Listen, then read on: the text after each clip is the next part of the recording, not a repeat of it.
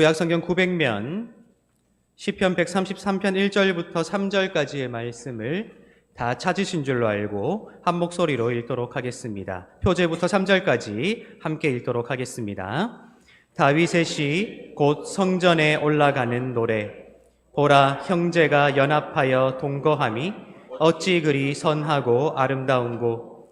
머리에 있는 보배로운 기름이 수염 곧 아론의 수염에 흘러서 그의 옷깃까지 내림 같고, 헐몬의 이슬이 시온의 산들에 내림 같도다. 거기서 여호와께서 복을 명령하셨나니 곧 영생이로다. 아멘. 대신 앞뒤 좌우에 계신 분들에게 하나님이 당신을 예배자로 부르셨습니다. 한번 인사하겠습니다. 하나님이 여러분을 예배자로 부르셨습니다. 아멘. 다시 한번 인사하실 때 오늘 예배를 통해 하나님을 꼭 만나고 돌아갑시다. 인사하겠습니다. 오늘 예배를 통해 하나님을 꼭 만나고 돌아갑시다.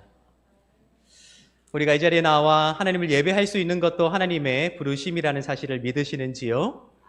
그 부르심에 응답하여 이 자리에 나온 우리의 그 결단과 그 마음을 주님께서 기쁘게 받으시고 우리를 꼭 만나 주실 것입니다. 우리를 만나시고 또한 은혜를 채워주시는 하나님의 그 사랑을 깊이 있게 깨달아 알므로 날마다 삶으로 주님 앞에 영광 돌리게 되는 여러분들의 삶이 되시기를 예수님의 이름으로 축복합니다. 여러분은 오늘 하나님 앞에 예배하기 위해 이곳에 나오셨지요. 여러분들이 이곳에 하나님을 예배하기 위한 마음으로 나오셨을 텐데, 여러분들은 이 예배에 나오며 어떤 소망을 품고 나오셨는지요?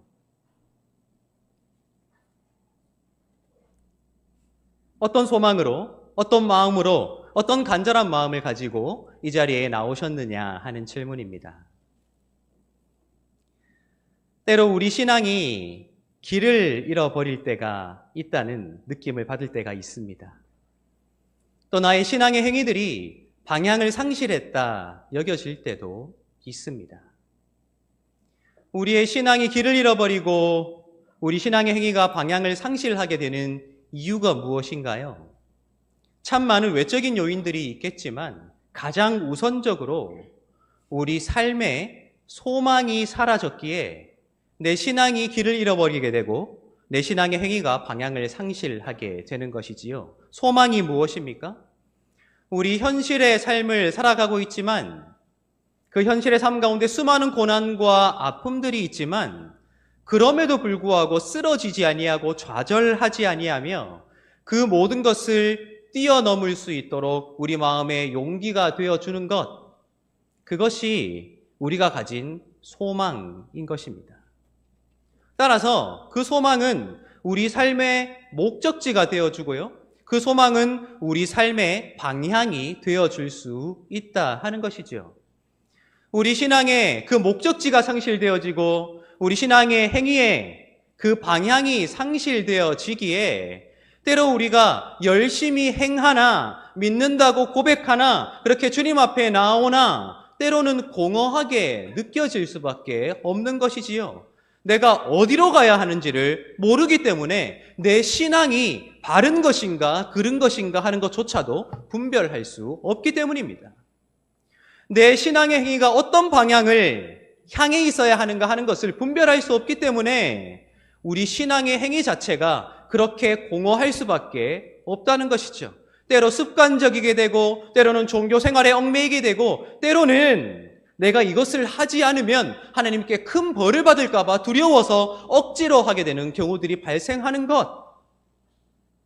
그 모든 것이 소망을 잃어버렸기 때문에 목적지가 상실되어지고 방향이 상실되었기 때문에 우리에게 그런 신앙의 어려움들이 찾아오게 된다 하는 것입니다. 우리 신앙과 우리 신앙 행위의 핵심적인 요소라고 할 수 있는 예배 역시 마찬가지입니다. 여러분들 예배를 드릴 때 항상 기쁘고 행복하시던가요? 이 자리에 나오기 위해서 한 주간 정말 피곤하고 힘들게 살잖아요. 그런데 내가 너무 힘들고 피곤해도 그 예배 자리만큼은 지키고 싶다는 열정이 항상 샘솟던가요? 할렐루야. 아멘 하셨으니 설교를 마쳐야 되겠습니다. 때로 그렇지 않을 때가 있다는 것이죠. 힘들어요. 피곤해요. 예배를 드리는데 왜 드리는지도 모르겠어요. 예배를 드리고 났는데 예배 드리기 전과 예배 드린 후의 내 삶이 전혀 달라져 있지 않다는 생각을 할 때도 많지요. 왜 그럴까요? 왜 그렇겠습니까? 예배 드려야 한다는 건 알겠는데, 예배를 통해 하나님을 만나야 한다는 것도 귀가 따갑게 들었는데, 내게 들려오는 그것보다 내 마음속에 소망이 상실되었기 때문이죠. 예배를 통해 나는 무엇을 소망하는가? 예배를 통해 나는 현실의 시련을 넘어서서 무엇을 바라보는가 하는 것들이 옅어지고 희미해지고 상실되었기에 이 예배가 그렇게 공허할 수밖에 없다는 것이지요. 여러분, 이 예배에 나오며 무엇을 소망하시나요? 이 예배를 통해 무엇을 이루고 싶으세요? 이 예배를 통해 여러분들은 무엇을 바라본다 말씀하시겠습니까? 어쩌면 내가 그것을 구체적으로 말할 수 없다면 지금까지 내 예배가 왜 그렇게 교조주의적이었는가? 왜 그렇게 딱딱했는가? 왜 그렇게 내 삶의 변화를 이끌어내지 못하는 단지 종교 행위에 불과했는가 하는 것들을 이제라도 우리가 돌아봐야 되지 않겠습니까? 우리가 예배에 어떤 소망을 가지고 나오느냐 하는 것들을 조금 더 세분화해서 질문을 드려볼까요? 우리 예배는 크게 세 가지 요소로 구성되어 있습니다. 첫 번째는 바로 시간입니다. 우리는 우리의 일상의 삶을 살아가다가 우리에게 주어진 그 시간을 살아가다가 주일 11시부터 12시까지 이 한 시간, 그 시간이 상징하는 바 우리의 생명을 주님 앞에 드리기 위하여 이 자리에 나왔습니다. 한 시간에 해당하는 생명을 드리기 위해 이 자리에 나왔다는 것이죠. 시간, 예배를 구성하는 핵심적인 요소 가운데 하나가 바로 시간이라는 것입니다. 여러분들은 이 시간이 어떤 시간이 되기를 원하십니까? 우리는 오늘 이 자리 시간을 주님 앞에 드리기 위하여 이 시간에 주님 앞에 모여 있습니다. 그런데 오늘 예배 드리지 않는 하나님을 모르는 자들, 예수를 믿지 않는 자들은 지금 이 시간 무엇을 하고 있을까요? 아직 자고 있거나, 여러분 가끔 부럽지 않으십니까? 솔직히 이제 일어나서 콤프라이트 우유에 말아서 밥 먹고 있거나 TV 틀어서 예능 뭐 하나 보고 있지 않겠습니까? 솔직히 우리도 한 번쯤은 해보고 싶지요. 그런데 그 소중한 그 휴식 시간을 포기하고 이 시간 주님 앞에 나올 때에는 이 시간이 우리에게 어떤 시간이 되어야 할까 하는 상상력이 필요하다는 거예요. 소망이 필요하다는 거예요. 여러분들은 이 시간이 어떤 시간이 되기를 원해요? 최소한 TV 보고 늦잠 자고 민기적거리는 그 시간보다는 더 가치 있는 시간이 되기를 원해서 나오신 것이지요. 맞아요. 그것이 구체화되는 것이 예배를 향한 우리의 소망이라는 거예요. 두 번째 요소는요, 공간입니다. 여러분, 우리 이 예배당이라는 공간을 한번 돌아보세요. 무엇이 있습니까? 나무 색깔로 인테리어가 예쁘게 잘 되어 있는 우리 예배당 이 공간이 보이세요? 현수막도 보이고요. 잘생긴 목사도 보이고.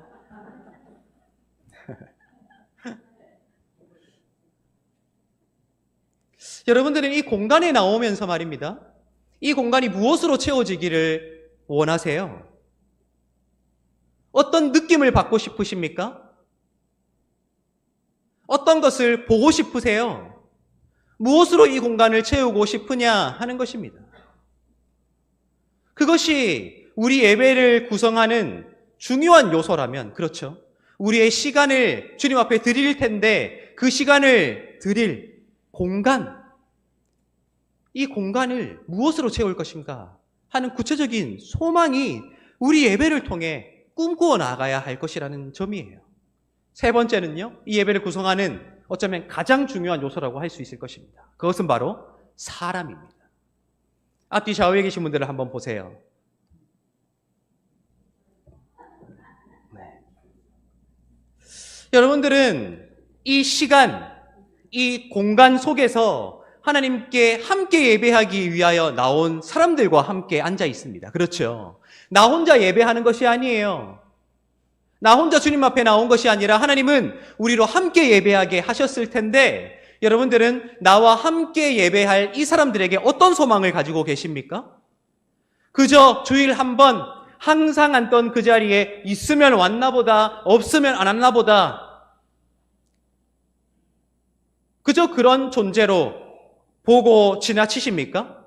아니면 그 사람을 통해 여러분들은 어떤 감정을 주고 받고 싶으십니까? 그 사람들을 통해 여러분들은 어떤 생각을 공유하고 싶으세요? 그 사람들을 어떤 존재로 하나님께서 빚어 가시는 중이라고 생각하세요? 세 가지를 말씀드렸습니다. 이 예배를 구성하는 시간, 공간, 사람, 어쩌면 우리가 마주할 수밖에 없는, 예배에 나올 때마다 마주할 수밖에 없는 이 요소들이 어쩌면 우리의 예배를 향한 소망을 담아내야 하는 그러한 요소들일 텐데, 그 시간도 어떤 시간이 되면 좋겠다 생각하지도 못한 채, 이 공간 속에서 우리가 이 공간을 무엇을 채워갔으면 좋겠다 생각하지도 못한 채, 각 사람을 바라볼 때 이제는 감각도 감정도 말라버려서 그저 나왔나 보다 안 나왔나 보다 싶은 그런 대상으로 전락해버리고 말았다면, 이제부터라도 우리의 예배가 방향성을 갖기 위해, 우리의 예배가 형식이 아니라 감격이 되기 위해, 우리의 예배가 종교적인 의무가 아니라 하나님과 우리 사이의 만남이 되기 위해 우리가 그러한 것들을 구체적인 소망으로 채워나가야 되지 않을까 생각해 보게 된다 하는 것입니다. 오늘 우리는 시편 133편이라는 우리에게는 굉장히 잘 알려진 말씀을 함께 읽었습니다. 무척 흥미롭게도 시편은 120편부터 하나의 시리즈가 되는 노래들을 수록하고 있습니다. 그 시리즈가 어떤 시리즈입니까? 오늘 우리 표제를 한번 읽어보도록 하겠습니다. 133편의 표제입니다. 다윗의 시, 곧 성전에 올라가는 노래. 제가 항상 말씀드리지만요, 우리가 시편을 읽을 때만큼은 이 제목을 꼭 같이 읽어야 됩니다. 왜 그렇습니까? 우리 한글 성경의 원문인 히브리어 성경에는 이 제목이 1절로 표기되어 있기 때문입니다. 그러니까 사실은 시편 133편이 총 4개 구절로 구성되어 있는 것이죠. 그렇죠? 이 1절에 이 노래가 언제 부르기 위해 만들어진 노래인가 하는 것이 명시되어 있습니다. 언제 부르는 노래이죠? 성전에 올라갈 때 부르는 노래. 그 노래가 시편 120편부터 시작해서 오늘 우리가 읽은 이 말씀까지 계속해서 이어지고 있다는 것이죠. 왜 이렇게 하나의 시리즈가 되어 있는 성전에 올라가는 노래가 그토록 많이 필요했을까요? 상상을 해보시기 바랍니다. 당시 이스라엘 사람들은 예배하는 것이 무척 힘들었을 것입니다. 예배하는 것이 무척 위험했을 거예요. 예배하러 나아가는 그 길 가운데 참 많은 고민들이 그들을 찾아왔을 것입니다. 왜 그렇습니까? 이스라엘에는 공식적으로 하나님을 예배할 수 있는 장소가 몇 곳이 있었습니까? 한 곳이었거든요. 그곳이 어디입니까? 우리 3절을 한번 읽어보도록 하겠습니다. 3절입니다. 헐몬의 이슬이 시온의 산들에 내림 같도다. 거기서 여호와께서 복을 명령하셨나니 곧 영생이로다. 아멘. 와, 놀랍죠, 여러분? 거기서 여호와께서 복을 명령하셨는데 그 복이 무엇이라고요? 영생, 영원히 살아가는 것. 그런데 그 영원히 살아가는 복을 어디에서 명령하셨다, 허락하셨다 말씀하고 있습니까? 거기인데요. 거기는 바로 시온이라는 곳입니다. 시온이 어디죠, 여러분? 예루살렘에 존재하고 있었던 수많은 돌산 가운데 한 곳이고요. 다윗이 언약궤를 거기에 두게 되므로 이후에 성전이 세워졌던 그 돌산이 바로 시온입니다. 결국 이스라엘에 하나님을 예배할 수 있는 합법적인 장소 한 곳인데요. 그 한 곳이 바로 예루살렘, 그 예루살렘 중에서도 시온이었다 하는 것입니다. 여러분, 우리 시대에는 예배당이 참 많이 있잖아요. 그렇죠? 그래서 때로 귀찮을 때는, 몸이 안 좋을 때는 우리 집 앞에 있는 예배당에 나아가서 예배 드릴 때도 있습니다. 먼 곳에 사시는 분들은 새벽 예배 나오고 싶지만 멀어서 못 나오시니까요. 어디서 새벽 예배를 하고 계세요, 여러분? 다 새벽 예배 하고 계시죠? 네. 내 집과 가까운 곳에서 새벽 예배를 보통 하게 되지요. 마음만 먹으면 언제든지 갈 수 있는 예배당이 우리 시대는 참 많이 있습니다. 그렇죠. 그런데 이스라엘 전국에 하나님을 예배할 수 있는 합법적인 장소가 한 곳이었다. 어땠을 것 같습니까? 하나님은 너를 지키시는 자, 낮의 해와 밤의 달도 너를 해치 못하리. 그 역시 성전에 올라가는 노래거든요. 굉장히 힘들었을 거예요. 그렇죠? 중동의 그 뜨겁게 내리쬐는 그 햇살이 예배하러 올라가는 사람을 해할까 봐 하나님은 너를 지키시는 자 노래할 수밖에 없었겠죠. 밤이 되면 또 얼마나 쌀쌀한지요? 그 쌀쌀한 것이 건강을 해쳐서 결국 자신의 건강도 재물의 건강도 해치게 되므로 하나님을 예배할 수 없을까 봐 낮의 해와 밤의 달도 너를 해치 못하리 노래 불렀어야 하는 그 위험한 환경 속에 처해 있었던 것이 이스라엘 사람들의 예배의 길이었다는 거예요. 그리고 그들이 빈손으로 가게 됩니까? 아니죠. 누군가는 조금 더 부요함으로 소를 제물로 바치기 위해서 소를 이끌고 가는 것입니다. 음매하고 말입니다. 누군가는 덜 부요하기 때문에 양을요, 누군가는 비둘기를요, 누군가는 가난하기 때문에 곡식을 하나님께 바치기 위해 제물을 가지고 올라가는 것입니다. 누군가에게는 일확천금의 기회인 것이죠. 누굽니까? 도적들 말입니다. 하나님을 안중에 두지 않는 그들에게는 예루살렘에 제물을 가지고 예배하러 올라가는 그들을 약탈할 수 있는 가장 좋은 기회였거든요. 얼마나 위험했겠습니까? 그냥 나타나서 소 한 마리 주면 안 잡아먹지 하고 소만 데리고 갔을까요? 아니요. 누가복음에 기록되어 있는 선한 사마리아인의 비유를 보십시오. 강도짓하고 때리고 옷까지 벗겨서 거진 죽은 것을 버려두고 갔다라는 것이 로마 시대, 팍스 로마나 군사력으로 평화를 이룩했던 로마 시대의 예수의 입을 통해 베풀어진 비유 속에서도 등장하고 있을진데 구약 성경의 시대 때는 어떻겠느냐 하는 것입니다. 강도를 만나면 죽는 것입니다. 예배를 하러 올라가는 길에 얼마나 고민되었겠습니까? 그 농경 사회를 살아갔던 그들이 하나님께서 이스라엘의 모든 남자는 1년에 최소한 3번은 하나님께 나오라 했거든요. 예배하러. 모든 남자들이 집을 비웠을 때 강도들이 마을을 습격한다 생각해 보십시오. 초토화가 되는 것이죠. 내가 자리를 비우고 예배하러 올라갈 때 내 집이 무사할까? 내 농작물이 무사할까?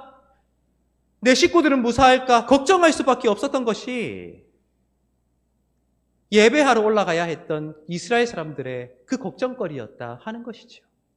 따라서 그들은 그 모든 걱정하는 마음을 주님 앞에 고백하는 것이죠. 성전에 올라가는 노래를 지어 부르며 하나님 저를 지켜주시고 남아있는 가정을 지켜주시고 이 예배가 온전히 주님 앞에 잘 드려질 수 있도록 도와주십시오. 그들의 간절한 마음을 담아 노래할 수밖에 없고 기도할 수밖에 없었기에 성전에 올라가는 노래가 이토록 많이 연속으로 기록되어 있다 하는 것입니다. 그런데요, 놀랍게도 단지 그 예배가 무사히 드려지기만을 소망하는 마음으로 노래를 지어 부르지 않았음이 오늘 우리가 읽은 시편 133편에 명시되고 있다 하는 것입니다. 우리 1절을 다시 한번 읽어보도록 하겠습니다. 1절입니다. 보라, 형제가 연합하여 동거함이 어찌 그리 선하고 아름다운고. 아멘. 누가 연합하여 동거함이 선하고 아름답다고요? 형제가. 이 형제라는 말은 사실 혈육 간의 관계를 일컫는 말일 것입니다. 같은 아버지, 같은 어머니 밑에서 태어난 형제 자매들을 그 형과 누나, 동생, 언니, 오빠들을 형제라고 부르는 것이지요. 그 형제가 연합하여 동거함이 선하고 아름다운 일인가요? 맞아요. 자녀들을 양육해보면 자녀들끼리 얼마나 싸웁니까? 그렇죠? 말다툼만 하는 것이 아니라 동생이 형을 놀리고요. 형은 동생을 지어받고요. 얻어터진 동생을 억울해서 같이 때리는. 저도 그렇게 컸거든요. 형과 장자권 내기 팔씨름 해가지고 이겨먹고는 말이죠. 커서 생각해보니까 너무 미안하더라고요. 혈육으로서의 형제가 연합하여 동거하는 것이 너무 아름답지요. 그런데 놀랍게도 오늘 이 말씀은 단지 혈육 간의 관계 속에 이 형제라는 말을 가두어 두지 않고 있음이 우리에게 드러나게 된다 하는 것입니다. 왜 그렇습니까? 지금 이 노래가 성전에 하나님을 예배하는 그 올라가는 길에 지어 불려졌던 노래잖아요. 그러므로 성전에 올라가는 모든 사람들 말입니다.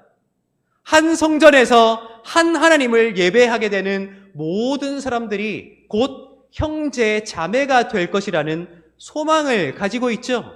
그들 가운데 누군가 더 부요한 사람이 있었을 것입니다. 각기 다른 지파 출신이잖아요. 각기 다른 지역 출신이잖아요. 누군가는 더 부여해서 아름다운 옷을 입고 마차를 타고 오는데 누군가는 가난해서 누더기 같은 옷을 입고 걸어온단 말이에요. 누군가는 다른 사람들이 보기에도 아름다운 재물을 가지고 오는데 누군가는 부끄럽게도 곡식밖에 드릴 것이 없어 그렇게 올라온단 말이에요. 그런데 그들이 어떤 지파 출신인가, 얼마나 경제력을 가지고 있는가, 어떤 재물을 드리고 어떤 옷을 입는가 하는 것과 상관없이 그들이 하나님께서 계시는 그 성전에 이를 때에 그곳에서 하나님을 예배하게 될 때에 어떤 관계가 될 것이라고 소망하고 있다는 것입니까? 바로 형제라는 것입니다. 그곳에서만큼은 혈육 간의 관계보다 더 끈끈하고 더 근본적인 관계로서의 형제가 될 것이라는 소망을 담아내고 있다는 것이지요. 그리고 그들이 혈육보다 더 끈끈하고 근본적인 형제라고 불릴 때에 그들을 친형제 자매보다 더 끈끈한 관계로 불러주신 아버지는 누가 되신다는 것입니까? 하나님이 되신다 하는 것이지요. 하나님 말입니다. 같은 하나님을 아버지로 모시고 있기에 그가 부요한 사람이든 가난한 사람이든 힘 있는 지파 출신이든 힘 없는 지파 출신이든 그가 어떤 배경을 가졌든 상관없이 하나님을 예배하는 그 시간과 그 공간과 그 관계들 속에서만큼은 모두가 동등한 하나님의 자녀이자 동등한 형제임을 소망하며 성전으로 올라가는 노래를 지어 불렀던 이스라엘 백성들의 소망이 오늘 이 말씀 속에 고스란히 기록되어 있다 하는 것입니다. 따라서 어쩌면 오늘 이 말씀에 기록되어 있는 이 소망은 여전히 하나님을 예배한다고 고백하는 우리의 소망이 되어야 할지도 모르겠어요. 제가 질문 드렸죠. 이 시간이 어떤 시간이 되기를 소망하시느냐? 이 공간이 어떤 것으로 채워지기를 원하시느냐? 함께 예배드리는 우리의 관계가 어떤 관계가 되기를 소망하시느냐? 물었지요. 여러분들 무엇을 소망하세요? 함께 예배드리는 우리의 관계가 형제 자매가 되어야 한다는 거예요. 때로는 어색하지만, 때로는 멀게 느껴지지만, 때로는 전혀 다른 삶의 배경을 살다가 이곳에 왔지만 우리가 하나님을 예배하는 그 순간만큼은 우리가 형제 자매가 되어야 한다. 그렇기에 이 공간이 무엇으로 채워져야 할까요? 세상에서는 경험할 수 없는 따뜻함으로, 세상에서는 경험할 수 없는 평안함으로, 세상에서는 경험할 수 없는 화목함으로 이 장소가 채워져야 한다. 또한 이 시간은 세상에서 어떤 편하고 즐거운 시간보다 따뜻함을 누릴 수 있기에, 끈끈함을 누릴 수 있기에, 하나님을 아버지라 모시는 한 형제 자매를 만날 수 있기에 가장 소중한 시간들로 기다려지는 시간이 되어야 한다. 그 소망이 우리의 소망이 되어야 한다 하는 것입니다. 오늘 이 예배뿐만 아니에요. 우리는 주일 하루를 온전히 주님 앞에 올려드리기를 원하지요. 그렇지요. 그렇다면 오늘 이 주일이라고 불리는 주님의 날, 초대교회로부터 제8번째 날이라고 불렸던 유대인들과 그리스도인들 사이의 정체성을 확연히 다르게 만들었던 그 제8번째 날, 주님의 날. 이 시간을 통해 우리가 몸담게 되는 모든 공간이, 우리가 관계하게 되는 모든 관계가 바로 그러한 관계가 되어야 한다. 그러한 공간이 되어야 하며 그러한 시간이 되어야 한다는 것을 우리에게 말해주고 있는 말씀이 오늘 우리가 읽은 시편 133편이다 하는 것입니다. 여러분, 지금까지 수십 년의 세월을 이 땅 가운데 살아오셨지요. 지금까지 여러분들이 경험했던 삶 가운데 가장 행복했던 삶이 있다면, 가장 행복했던 때가 있다면 그 때가 언제라고 생각하시는지요? 언제신가요?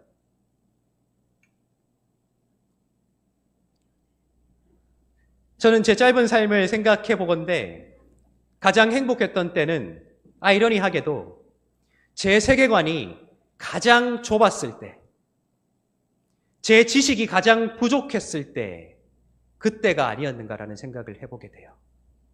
그때가 언제였냐? 제 부모님이랑 같이 살던 그 어린 시절이었습니다.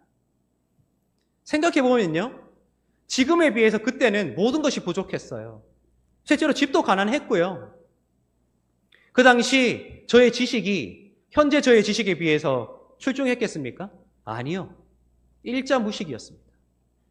완전 천둥벌거숭이처럼 온 예배당을 뛰어다니며 고래고래 소리 지르며 놀았던 그 부족했던 삶 말입니다.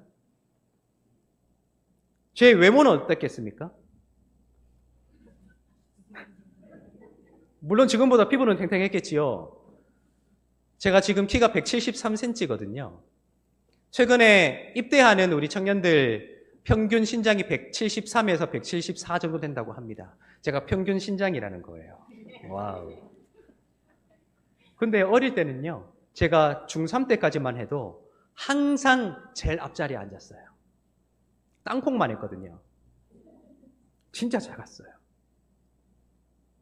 제 성품은 어떻겠습니까? 지금보다 훨씬 온화하고 아름다우며 부드러웠겠습니까? 아니요. 한없이 부족했죠. 생각해보면 지금 제 모습보다 그때는 다 부족했어요. 근데 이상하게 그때가 제일 행복했단 말이죠. 부모님이 내 필요한 것을 다 하시고요. 내가 무엇인가를 요구하기 전에 부모님이 다 채워주십니다. 부모님은 고생할지언정 내가 고생하지 않기 위해 헌신적으로 살아오셨기에 내가 누릴 수 있었던 그 모든 것들이, 부모님이 해주셨던 것들이 내 세계관의 전부였던 그 좁아터진 세계관 속에 있었을 때가 제일 안전했고 제일 행복했다는 기억이 있어요. 그런데 그 행복이, 그 평안이 언제부터 깨어졌느냐? 세상의 것들이 제 머릿속에 들어오기 시작하면서 비교하게 되고 우쭐거리게 되고 비참해지고 자랑하게 되고 때로는 굽신거리게 되고, 나름대로 세계관은 넓어지는데 넓어지는 세계관 속에 아름다운 것이 담기지 못하고 못난 것이 담기기 시작할 때부터 객관적으로 그때보다 지금이 나은 삶이나 그때보다 행복을 덜 느끼게 되더라는 거예요.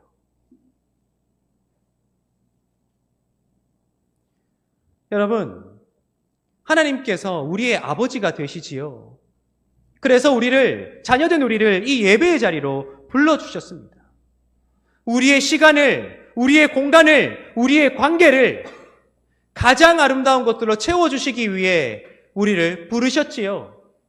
때로는 종교적인 의무라 생각될 때도 있을 것입니다.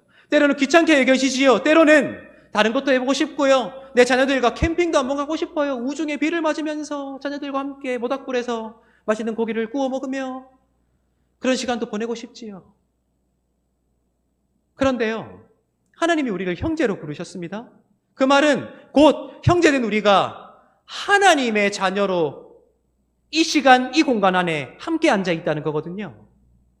가장 단순해 보이지만, 가장 좁아 보이지만 하나님만을 바라보는 하나님의 가정으로서, 하나님의 식구로서 우리가 살아갈 용기를 회복했을 때 비로소 우리의 예배가 소망에 넘치고 행복에 넘치고 아름다움으로 채워질 수 있기에 하나님께서 우리로 가장 단순한 행복의 자리인 이 예배 자리로 부르셨다 하는 거예요. 그러니까요, 우리 이제부터 이 예배를 그냥 나오지 마세요. 그냥 나왔다가 그냥 돌아가지 마세요. 소망을 가득 담아 나옵시다. 이 시간, 이 시간, 다시는 되돌릴 수 없는 이 시간, 하나님이 반드시 나에게 찾아오실 것이다. 시간이 아니라 한계를 뛰어넘어 나를 찾아오실 것이라는 소망 말입니다. 이 공간, 예배당이라고 불리는 이 공간이지만 그곳에 나아가면 따뜻함이 있을 것이며 평안함이 있을 것이며 함께 누릴 수 있는 사랑이 넘칠 것이라는 소망을 가지고 옵시다. 그리고 누군가에게도 그러한 소망을 가질 수 있도록 도와줍시다. 그리고 이 자리에 모인 우리 모두가 하나님의 자녀이기에 한 형제, 자매된 가장 근본적인 관계들로 회복해 나아갑시다. 그러므로 이 예배가 길을 잃지 않고 방향을 잃지 아니하고 예배를 드리기 전과 후에 우리의 삶이 완전히 바뀌므로 형제가 연합하여 동거함이 어찌 그리 선한가? 악한 것의 반대 개념입니다. 선하대요. 그냥 좋다가 아니에요. 선하다. 그리고 아름답다. 어그러진 세상 속에 살지만 우리가 함께 드리는 이 예배만큼은 우리가 어그러지지 아니하고 아름다울 수 있는 그 시간과 공간과 관계들. 그것이 우리가 꿈꾸어 나가야 할, 소망해야 할 이 예배가 아닐까라는 생각을 해보게 됩니다. 2000년 전, 2500년 전 이스라엘은 실패했지요. 왜요? 형제되었던 이스라엘이 먼저 멸망하고 성전마저 무너져 버렸기 때문입니다. 그들이 소망했으나 이루지 못한 이 꿈, 형제가 연합하여 동거함이 어찌 그리 선하고 아름다운가? 그 소망이 우리에게서는 성취될 수 있으면 좋겠어요. 우리 앞에 좌우에 계신 분들 한번 바라보시며 나는 당신의 형제이자 자매입니다. 한번 고백하도록 하겠습니다. 저는 여러분의 형제이자 자매입니다. 오늘 제 가운에 요 리본 궁금하시죠? 뭔가? 2주 전에 우리 아동부 아이들이 자기들끼리 연신내에 놀러 간다고 자랑하더라고요. 그래서 제가 가면 선물 사오라고 얘기를 했는데 얘네들이 참 희한하게도 저 남자인데 머리핀을 사온 거 있죠? 그래서 머리에 이렇게 달고 예배를 인도를 하라는 거예요.